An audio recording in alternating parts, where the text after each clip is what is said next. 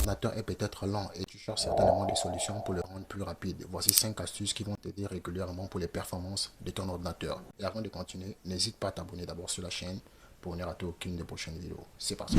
Alors pour ce faire, c'est simple, vous allez simplement arriver sur votre ordinateur et là, à partir de là, vous allez simplement taper Windows R en même temps pour que la fenêtre pop-up d'exécution s'ouvre.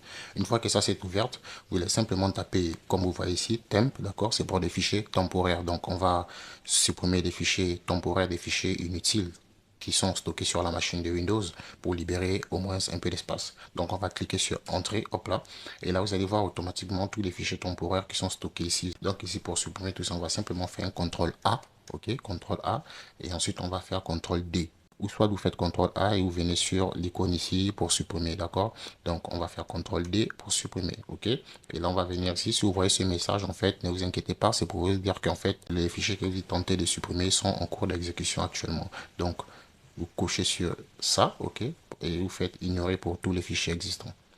Hop là, le fichier temporaire, on n'a pas encore terminé avec. On va simplement encore faire la même procédure, Windows R, ok, pour que la fenêtre s'ouvre, ça s'exécute. Et là, cette fois-ci, on va simplement mettre des pourcentages devant et derrière le temp, d'accord? Donc, on va simplement faire ça, comme ça, hop, et là, vous faites entrer, hop là. Et là, vous allez voir tous les fichiers stockés qui sont là, temporaires, ok? Vous allez toujours faire la même procédure, CTRL A, CTRL D, ok? Pour supprimer tous les fichiers, ignorer, faire ceci pour tous les fichiers existants, hop là.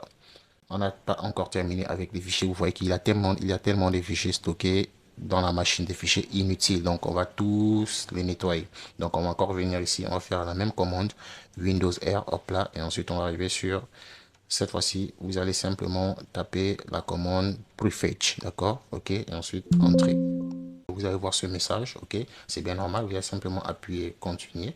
Hop là, et là on voit encore des nombreux fichiers temporaires qui sont stockés, ok. Donc on va simplement venir ici, on va faire la même procédure, CTRL A et CTRL D, hop là, pour supprimer, hop là, et on va faire ignorer faire ceci pour tous les éléments, ok, hop là, et là c'est bon. La quatrième méthode consiste à simplement aller sur votre disque, d'accord. Vous allez cliquer ici sur nettoyage, ok, nettoyage.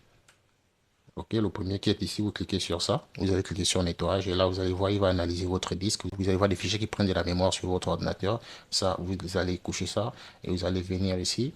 Le rapport d'erreur, vous pouvez cocher ça, à part si vous êtes peut-être un développeur et tout ça. Ok, si vous n'êtes pas un développeur, bien voilà, mais vous pouvez cocher, d'accord.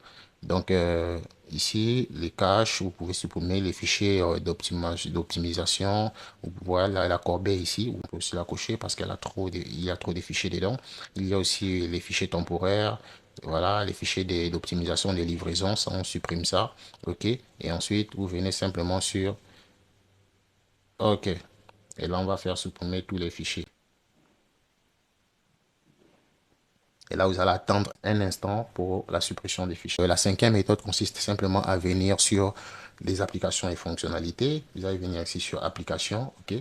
Vous allez voir application et démarrage. Vous venez sur application et démarrage. Vous allez simplement décocher les applications qui s'exécutent derrière Windows lorsque Windows allume. Ça fait ralentir la machine. Et donc, vous voyez ici la majorité des applications, j'ai désactivé au démarrage. Donc, vous pouvez simplement faire ça. C'est tout.